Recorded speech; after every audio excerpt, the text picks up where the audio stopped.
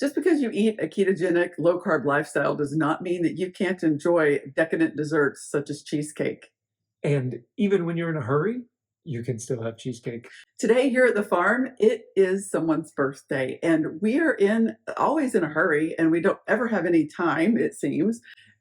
So today we thought, hey, while we're mixing up his birthday cake, let's take you along with us and show you that you can have a very simple, decadent, delicious dessert, even when you don't want to eat sugar. And it doesn't have to take forever, even if it's a cheesecake. So I've made this recipe at the beach before. I made it on vacation. One time I even made it at the lake, and I used an old ice cream tub to mix it up in with a hand mixer. This does not have to be difficult, and we encourage everyone out there, no matter what utensils you've got, you can make this cake. Well, let's go do it then. Okay, let's go. Cheesecake is just a few simple ingredients. We have Philadelphia cream cheese. We make sure to get the regular full-fat cream cheese. Last thing we want on a keto diet is a low-fat cream cheese. We've got eggs. These happen to be farm fresh, air-to-ground farms eggs. We have some butter. Swerve is the sugar replacement that we use, and Swerve is an erythritol-based sweetener. And yes, we know erythritol is a corn-based substance. The Swerve is a certified non-GMO corn, so that's one of the reasons we go with Swerve. And the confectioners sugar really dissolves a whole lot better. We tried it with the granular, and it just doesn't dissolve quite as well.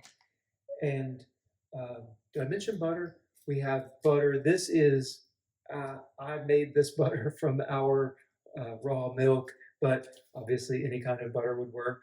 And then we have vanilla, and we're going to use today key lime juice. Most of the time we use just some lemon juice, and we use an organic lemon juice, but especially with it being summertime and it's my birthday and I love a key lime pie, so we're going to use key lime juice today for the little bit of zing in the cheesecake. Since it's his birthday, we certainly don't want him making his own birthday cake. So I'm going to come over here and talk you through mixing some of this stuff up. The first thing that we're going to do is open up all of these cream cheese packages.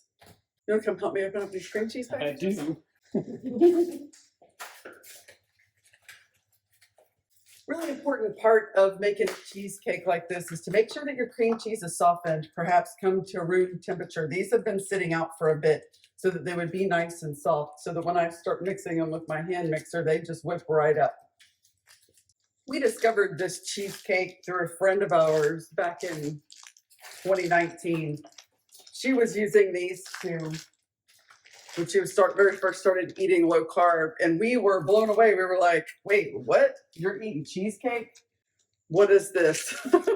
And so she sent us the recipe, and we've been hooked on it ever since. And it's one of our go-to desserts for the last 5 years. I will say, when we're not in a hurry, we do this a little bit different, and we use a springform pan, and we put it in a larger roasting pan with water, and we do all of these kinds of things, and it takes like 2.5, 3 hours to bake it, and then it sits in the refrigerator for like overnight or 8 to 10 hours at least. So we understand the correct way of making a cheesecake, and we really played around with the recipe until we got it to where we can make a really nice cheesecake. But the whole idea behind this one is fast. We need a dessert, and we need it now. Okay, now my turn again. I'm going to take my handy dandy little 35-year-old, I think we got this when we got married, year-old hand mixer here, and start mixing up my cream cheese. Let it get a little creamy before I start adding in my other ingredients.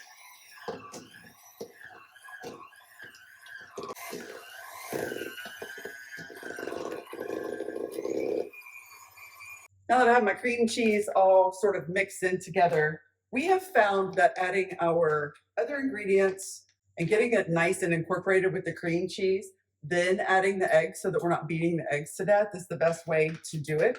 So I'm going to go ahead and add a cup and a half of confectioner Swerve.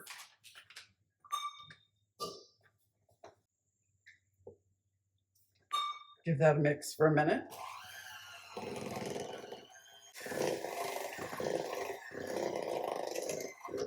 Now that we got the first cup incorporated, I'm going to add the second bit, half a cup. Now, this stuff is to your taste, however sweet you prefer your stuff to be. The original recipe called for 3/4 of a cup. That did not do it for us. So we have upped it and upped it and upped it till it got to where we like the taste. And that calls for 1.5 cups. Incorporate this bit.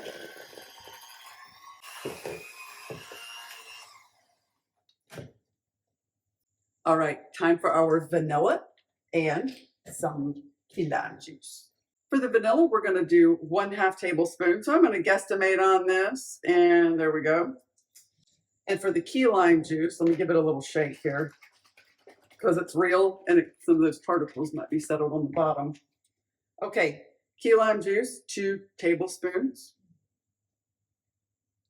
1 and 2. A little extra for good measure. We like the zing of the key lime. Like you said, you could use lemon juice or whatever flavor it is that you're wanting to make your cheesecake. He makes an amazing chocolate cheesecake. It is so good.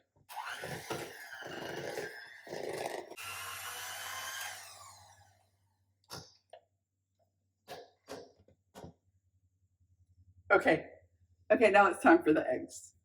I'm going to incorporate the 4 eggs now, one at a time.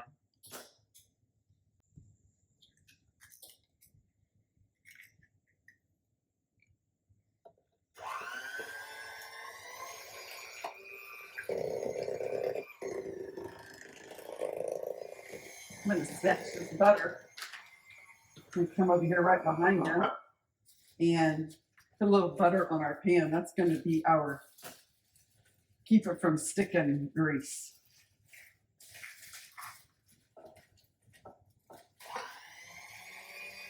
I'm going to dip it here. All I did was took the butter straight out of the refrigerator. Well, it's a little bit, it's been sitting out for a few minutes, and just rubbed it all over the pan and got it nice and coated with the butter so that the cream cheese mix doesn't stick to the pan, or at least it sticks less. Notice the texture of the now cheesecake mix. It's very smooth, almost silky. The important thing about having the cream cheese at room temperature is you get this really smooth, silky texture to it, and it stays that way even when it's baking. If you put the cream cheese in when it's still cold, which I have done, you end up with having a lumpy mixture, and then in the cheesecake, it ends up being lumpy as well. It just sort of stays these little lumps of cream cheese, which is not the end of the world. It's fine. It just isn't quite, the texture isn't quite as smooth.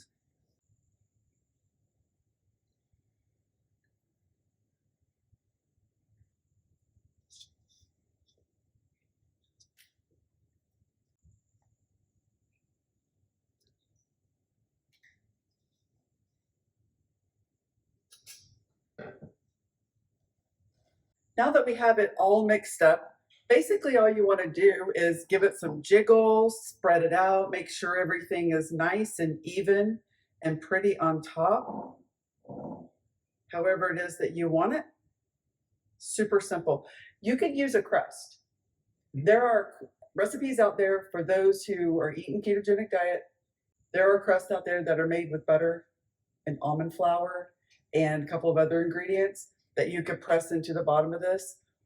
We say, why bother? We just like it like this. But you can totally do that too. Both are very good. Very, very good. The crust adds a few more carbs that you don't get. Right. And later, in a minute, I'm gonna lick this. Just saying. Okay, there we go. So we have the oven preheated to 325 degrees for this particular mix. Other cheesecakes we bake at different temperatures, but doing it like this, where it's just all in one, basically glass bowl, glass baking dish, we do 325 degrees preheated oven for 45 minutes. All right, let's go put it in. Okay.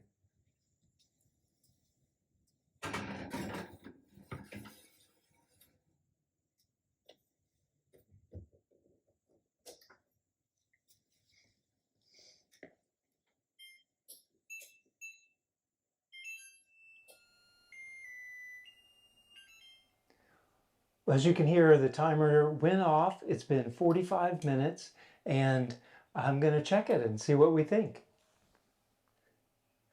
I think it's close, but it may need just a little more time.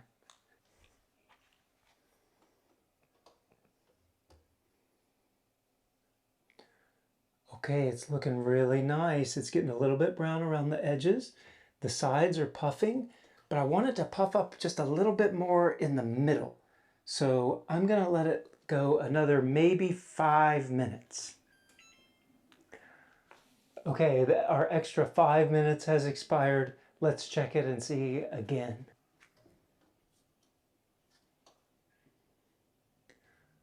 Okay, we're getting a couple of little brown spots on the top, and the center is raised up almost as high as the edges.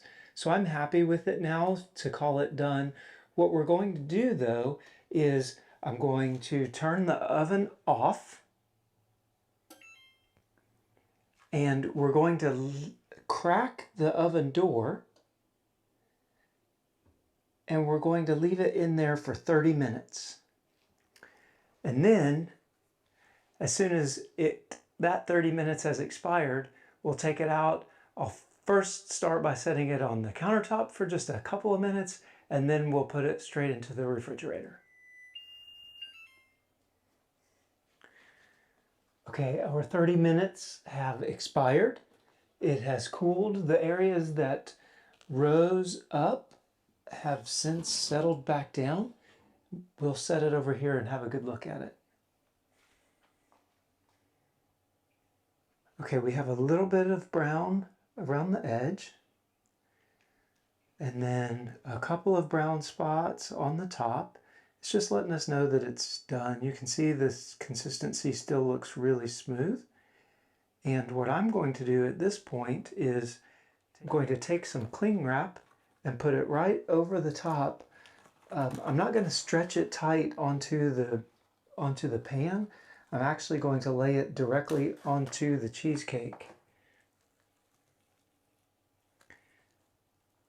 So the pan itself has cooled off nicely, so I'm not worried about this melting.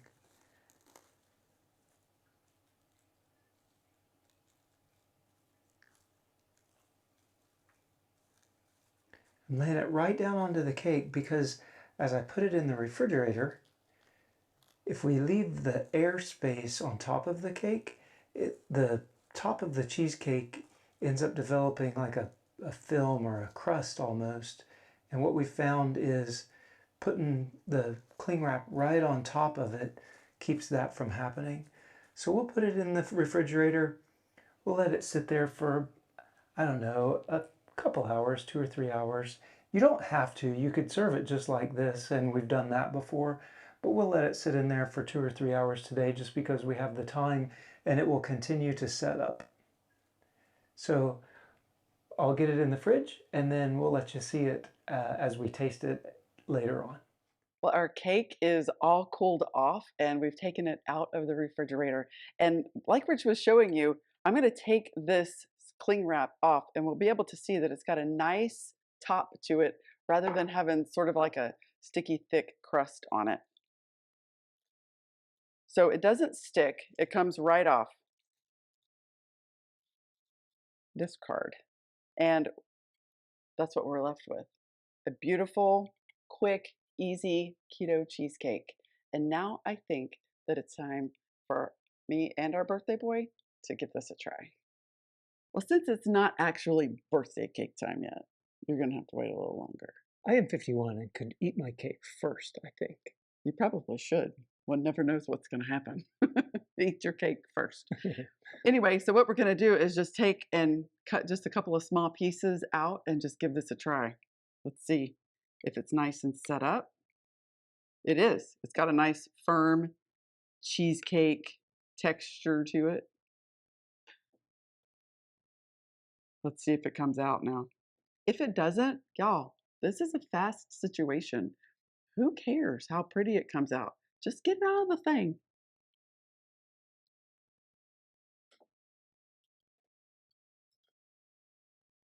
There's yours. I may have to have a little bit bigger.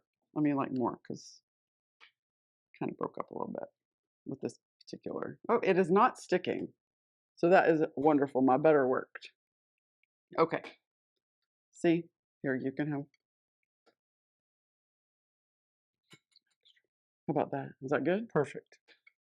There's a little more for you. Even more perfect. Okay, let me get this out of the way. Okay, I am not a cheesecake connoisseur, but I do love me some cheesecake. You know, So do I. Yeah. yeah, we both do. So if this tastes at all like cheesecake, it's a big winner. Right. Let's see.